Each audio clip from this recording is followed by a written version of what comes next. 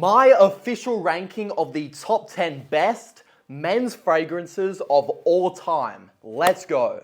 Before I get started, quick disclaimer, I try literally dozens of new fragrances every single week to expand my taste, to expand my knowledge. So this list is bound to change also pretty much every other week. So don't be too mad about it if it changes in like a month when I make an updated video. That's just how it is with people that like fragrances. Your opinions evolve over time. Newsflash to some people out there. With that being said, at the number 10 spot, it has got to be Dior Sauvage Eau de Parfum.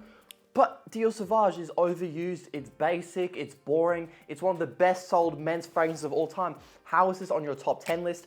Because it's a classic for a reason. This was my second ever fragrance that I ever bought about 4 years ago now, and I still love it to this day. I get sick of colognes quite easily. I'm not sure if it's my ADHD brain or it's just, because I'm trying new fragrances so often, but I still love the Dior Sauvage DNA. The Eau de Parfum is my favorite out of the entire line. And I, despite having all of these fragrances, these niche ones, I still reach for Dior Sauvage at least once a week. Usually it's for the gym. Usually it's just when I can't decide on what to wear. But that doesn't take away from the fact that the DNA slaps. I love this stuff. It pulls compliments, super mass appealing. The only downside with Dior Sauvage is that, you do kind of get, well, from my experience, you get kind of self-conscious wearing it sometimes because you're like, what if the person knows I'm wearing Dior Sauvage? Kind of sounds crazy because only like 1 in 10 guys actually wear cologne, but that's kind of how I feel. That's the only downside with this fragrance. I still love it. I give it like a 9 out of 10. It's awesome. You get the pressurized atomizer, the magnetic cap. Dior, amazing brand. I love this stuff. Don't listen to the haters. If you like Sauvage, I still think you should go and buy it in 2024, especially the EDP. I reckon it is the best by far. At the number 9 spot is a fragrance that I don't own, but I desperately need. It is going to be the next fragrance I buy, I promise you, and that is Initio's Rehab. I own 2 Initio fragrances, Narcotic Delight and Absolute Aphrodisiac, but I actually prefer Rehab over both of those. I don't know why I don't have it yet. I need to stop putting off the purchase. It is the most calming, it is the most amazing lavender heavy fragrance that I've ever smelled. I'm not usually a huge lavender fan. For example, in the original Jean Paul Gaultier Le Male, I find the lavender way too overpowering, but in Rehab, it is just done so amazingly. The blend is beautiful. It's a very unique fragrance. A lot of people compare it to Spice Bomb Original. They'll say, it's just a more expensive smelling Spice Bomb, but I disagree. I think it is just leagues above the original Spice Bomb. The performance is solid, nothing to write home about, but it is strong enough. I feel like it would be a perfect date night fragrance, or even just one of those fragrances you wear just to enjoy yourself at home. Even some people like to sleep with fragrances on. I'm not one of those people, but if you are, I feel like Initio Rehab would be kind of the perfect fragrance for that. It is a beautiful blend. I need to get my hands on it. For me, Initio Rehab is a 10 out of 10 fragrance. It probably would be higher on the list if I actually owned it, but it has to be in this top 10. Coming in at the number 8 spot is YSL EDP. This is another one of those fragrances where, like Sauvage, you could argue, this thing is so overhyped, it's so popular, the DNA isn't, really unique. So why is it in your top 10? It is just so addictive smelling. It's fresh, it's clean, it has a soapiness to it. It is just so refreshing. This is my signature gym fragrance now, so I do wear it about 5 times a week. So I've really, really grown to love it. It just smells kind of like athletic, but also a little bit classy at the same time. This is the perfect daily driver fragrance, as in you can just wear this for whenever and whatever, and you can just feel great about how you smell. I love this stuff. For me, this is like a 9.5 out of 10. The performance as well, I feel like it isn't really talked about, but it is very, very strong from my experience. 4 to 5 sprays, leaves a great scent trail, and then the longevity as well, you're getting at least 8 hours. I love the whole YSL line. I would actually say I do prefer YSL Intense, but it is more expensive and it isn't that much better. I think value for money wise, compliment factor wise, EDP is still the best in the entire line. This definitely deserves a place in my top 10 list. In at number 7 is a fragrance that I hardly ever wear, but I need to include it because when I'm like 30 years old, I will be probably wearing this every other day, and that is Parfums de Marly Carlisle. I fell in love with this honestly at first sniff. I'm pretty sure I bought it the day after I tried a sample of it. Patchouli, nutmeg, green apple.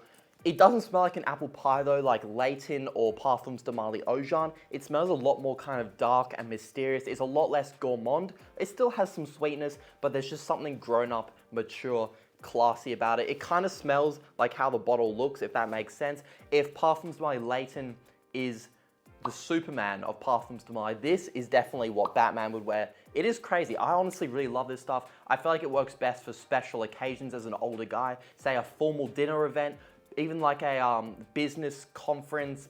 I don't know what older guys do. I'm not. I'm only 21, so this fragrance is a little bit out of my comfort zone to wear all the time. Similar scent profile to Mancera Red Tobacco, which is somewhere up there. However, this is much more smooth. It is a little bit easier to wear. This is not the most versatile fragrance in the world. It is definitely better for the cool weather, but it is fantastic. I love the smell of it. When I'm older, I will definitely be wearing this more. Performance as well, especially for I don't know, just it performs. It is crazy strong. It lasts 10 plus hours with, I would say, moderate to strong sillage. 4 sprays of this stuff, you are sorted. This is another 9.5 out of 10 fragrance. Coming in at the number 6 spot is from a kind of underrated house still, and that is City Rhythm. This is City Rhythm's Miami. This is their best-selling fragrance. I've tried about half of their house. I've tried Miami, Tropical Confessions, 2654, San Diego, but Miami is definitely my favorite. To me, it smells like you're on a tropical Hawaii paradise holiday. It is absolutely beautiful. It is quite similar to Jean-Paul Gaultier's Le Beau Le Parfum, but this just takes it to a whole nother level. It does also take the price point to a whole nother level, but in my opinion, it is definitely worth it. You get a very dense and heavy coconut, but it also has a booziness to it. I believe it has a rum note. It smells absolutely just edible, but also it works in the summer, which is very interesting. It's sweet, it's dense, but it is great for the summertime. Imagine like a summertime Hawaii party. This is the fragrance that kind of encapsulates that image. Also, you get the pressurized atomizer, and it kind of, I don't know, it's hard to see, but it has like a shimmer to the liquid. The presentation on these is beautiful. This house makes fragrances inspired by different cities. So this one, obviously, City Rhythm Miami, City Rhythm San Diego. You get the picture. Definitely check out City Rhythm, very underrated, niche, indie house. This is a 10 out of 10 for me. As you can see, I love this stuff. I've used most of the bottle. Definitely need another one. I honestly don't wear this all the time because it is quite heavy in the summertime. But again, for cool summer nights, this fragrance, there's not much better out there. Breaking into the top 5 with probably my favorite Xerjoff fragrance of all time, and that is Xerjoff Starlight. This has the most amazing cardamom note in the opening that you'll probably ever smell on any fragrance. Cardamom is one of those ones where you don't know what it smells like until you smell just cardamom by itself. I took a perfume class a couple months ago, and that was the one I wanted to smell. I wanted to smell cardamom, and as soon as I smelled it, it just reminded me of Xerjoff Starlight because this is very cardamom heavy. It also has a very kind of subtle cinnamon in the background. This fragrance lasts ages. It's one of the strongest Xerjoff fragrances I've tried. Perfect for the winter time. The saying is kind of getting overused now, but this truly does smell like Christmas in a bottle, the holiday season. This reminds me of a cool Christmas morning, presents, just the holiday season. It is absolutely gorgeous. Again, I don't reach for it all the time because it isn't the easiest thing to wear. It is very edible, gourmand. It's not gonna be, for every season of the year. It's definitely more of a wintertime scent, but when I do wear it, I feel confident. I feel like how I feel wearing this brand new shirt, by the way. Check it out, awesome shirt. I feel great wearing this fragrance. 10 out of 10, definitely deserves the top 5 spot on this list. At the number 4 spot of my ranking of the top 10 best men's fragrances of all time, it is another Parfums de Marly fragrance that I think is the only one that is better than Carlisle, and that is Ojan. If you've been watching me for any amount of time, you guys know how much I ramble about this fragrance. One thing I have come to terms with is I do much prefer the opening to the dry down. The first hour of this fragrance, I think, really shines. Then the cinnamon kind of goes away. It just kind of dries out. It's hard to explain, but the opening is creamy, beautiful, delicious. It smells like open bakery with all the croissants, the scrolls, the cinnamon, just everything is just been freshly making. You're getting wafts of it through the door. It is probably the most edible smelling fragrance I've ever smelled, if that makes sense. Oh, so good. Ojan, the performance There are a newer bottle design you guys would see. It doesn't look as cool. It's got like a silver cap and it looks a bit different. I believe it has been reformulated, a different alcohol percentage. There are some rumors that it has affected the performance. Most people are saying that it smells the same as these older batches, but they're saying the performance is weaker. I can't speak on that because I haven't tried them. Just to keep it safe though, try and get your hands on these older bottles. They look cooler, they're probably stronger. But either way, you'll probably be happy because they just smell so amazing. I get 8 to 10 hours longevity with moderate projection.